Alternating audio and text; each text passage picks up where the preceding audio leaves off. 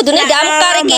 Lah iki kudune damkar nek ora damkar ya ora iso no. Few moments later. 괜찮아. 괜찮아요.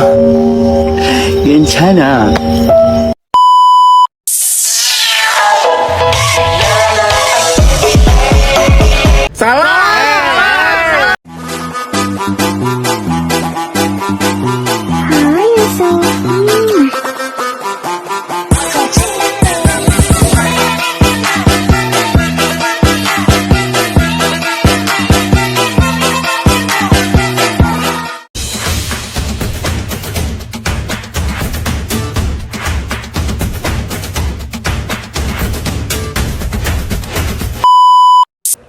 Assalamualaikum warahmatullahi wabarakatuh. Perkenalkan, nama saya Fadiatus Solihah, NPM 21222111077, Prodi Pendidikan Ekonomi semester 6 kelas B.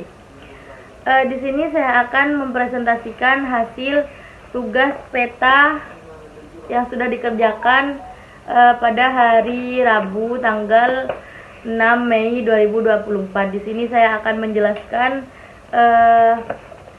negara Spanyol itu seperti apa.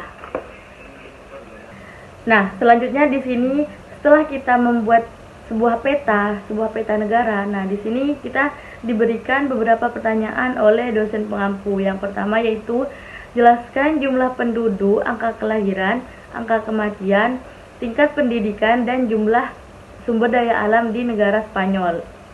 Yang pertama itu jumlah penduduk. Nah, berdasarkan data terbaru sebelum tahun 2022, data penduduk Spanyol berkisar sekitar 47 sampai 48 juta jiwa. Nah, yang kedua yaitu angka kelahiran dan angka kematian. Spanyol memiliki tingkat kelahiran yang lebih rendah dibandingkan dengan beberapa negara lain di Eropa. Angka kematian sedikit lebih tinggi dari rata-rata karena populasi yang lebih tua, namun angka ini bisa berubah seiring berjalannya waktu. Kemudian yang ketiga yaitu tingkat pendidikan. Spanyol telah mengalami perkembangan signifikan dalam bidang pendidikan. Nah, seperti tingkat melek huruf yang cukup tinggi dan sistem pendidikan yang tinggi pun di Spanyol juga termasuk universitasnya itu sudah diakui secara internasional. Kemudian selanjutnya itu sumber daya alam di negara Spanyol. Nah, bagaimana keadaan sumber daya alam di Spanyol? Di Spanyol itu memiliki beragam sumber daya alam, termasuk lahan pertanian yang subur, kemudian kekayaan perikanan, serta cadangan mineral seperti besi, batu bara, dan tembaga. Namun, negara Spanyol ini juga memperhatikan keberlanjutannya dan konversi lingkungannya. Pertanyaan yang kedua yaitu, penghasilan terbesar di negara Spanyol itu berada di sektor apa saja?